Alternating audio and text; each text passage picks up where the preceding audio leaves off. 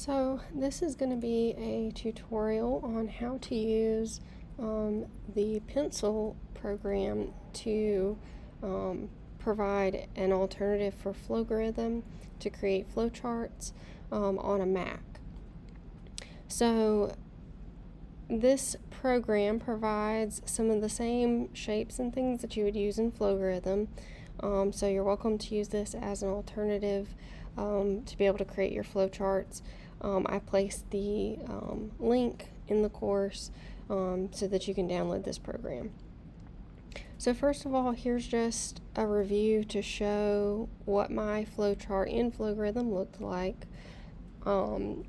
Watch the video about how I designed this because this is basically just going to be a tutorial solely on using pencil to kind of replicate this. But do go watch the video on how I actually created this flowchart. So here's just kind of an overview of what it looked like, and I'll kind of show you a comparison at the end. But in the program Pencil, this is what it looks like when you first open it. So once you download and install it, it starts out with common shapes. Over here to the left, you'll see different collections of shapes, and there's one right here called Flowchart. That's what you want to click on. And just a hint, if you put your mouse right here on the edge of this menu where you see the two little arrows, you can expand this, and I recommend doing that because you can see the symbols a lot better in their names. So you want to create a new document, and you can use this symbol here, the Terminator symbol, for both your beginning and end if you want. You double click to put a label on the shape. So I'll put start on this shape. You can also adjust the size if you wish. Some of these are not going to directly line up with the title that you might expect it to be called. So I'm just going to point out some that you can use so that it at least looks similar to the way it would in Flowgorithm. I will say use this internal storage symbol for your declaring of your variables, because it does look very similar to the Flowgorithm symbol. And you can also use these connectors.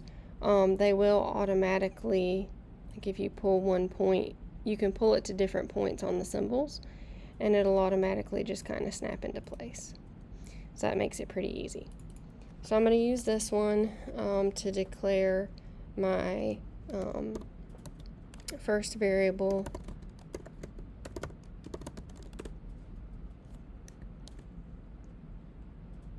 And then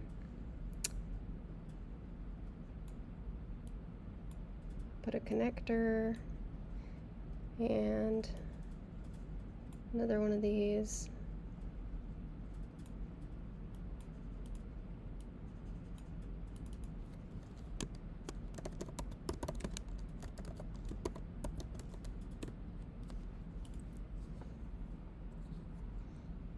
Okay. And then they show a manual input symbol here, so you can use that for inputting the data. So I'll drag this over.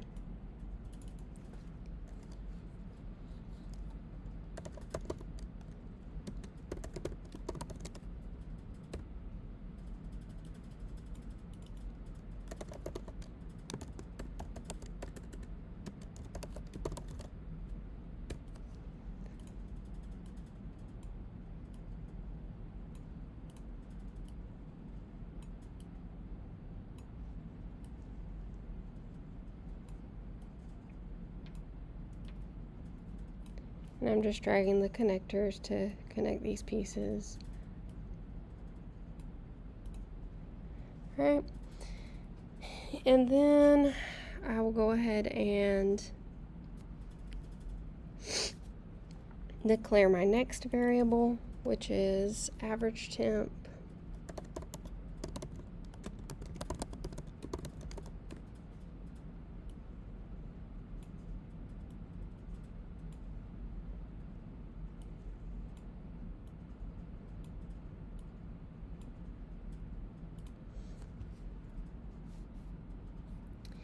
And for assigning the value, go ahead and use the process symbol here that just shows it like a rectangle.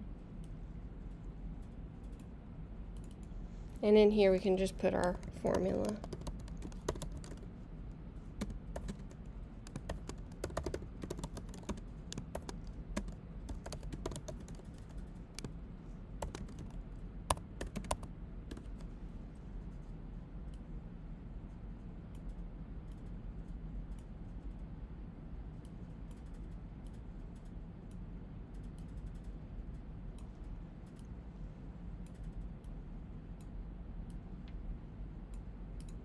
Okay. Now, for our decision structure, unlike in Flowgorithm, which kind of automatically fills this out for us, there is a decision structure here, so we can insert that. However, we do have to put in the connectors ourselves, so I'll show you how to do that in a minute. But we know that our first part of this is going to be the condition average temp greater than or equal to 80. And I'm going to expand this a little bit just so it shows it all on one line.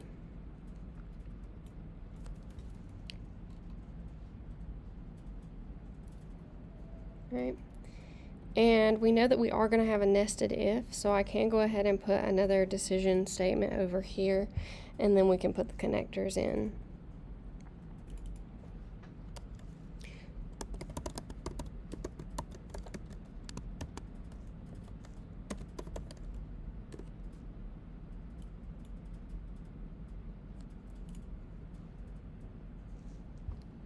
Okay, now I'm going to make the right side true and the left side false.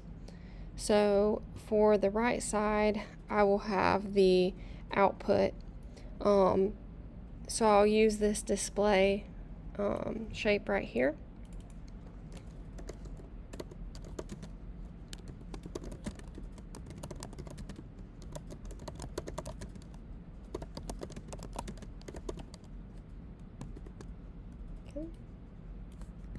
I'm just going to copy that to make it easier to design other outputs. So I'll put that here. And I can go ahead and draw a multi-segment connector.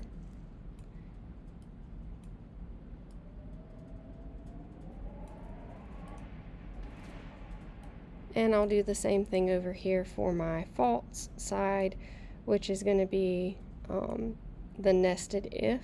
So I'll get to that in a second. Since there is not a way to label your actual connectors here, still label by opening up the text of these symbols. And if you hold down your shift key and press enter, you can create a new line within that. So just indicate which side is true and which side is false.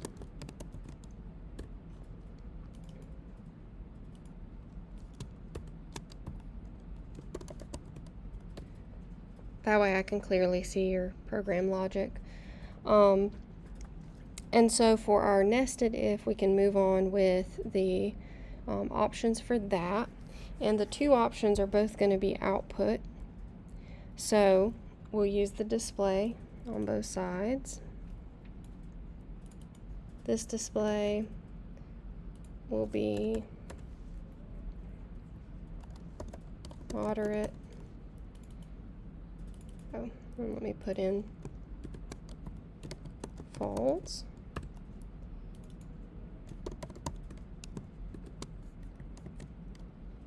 and this display will be cold.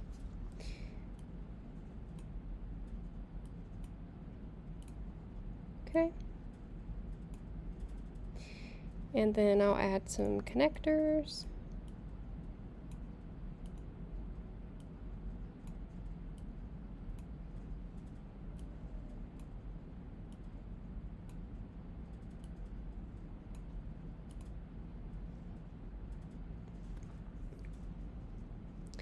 And then, regardless of whether this condition ends up being true or false, this is the end of the program. So I can add in the end here.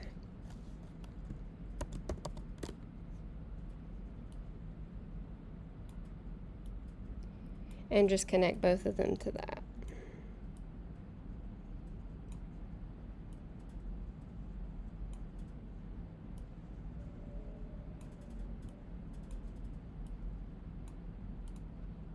Okay.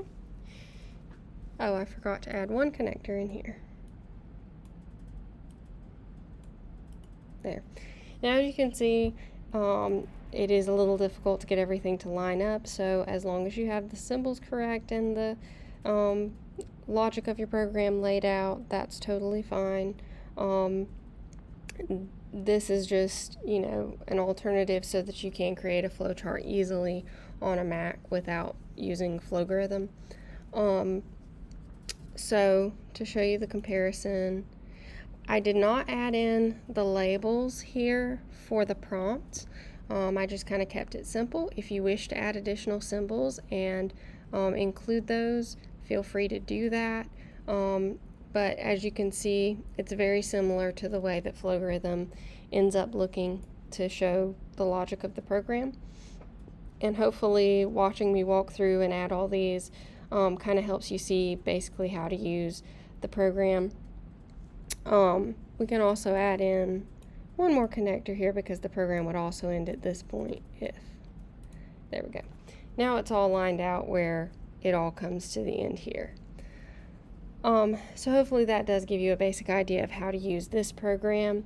I'm not as familiar with it myself because I usually use Flowgorithm, but if you do have any questions about it, need assistance, please let me know, and I will help you the best I can.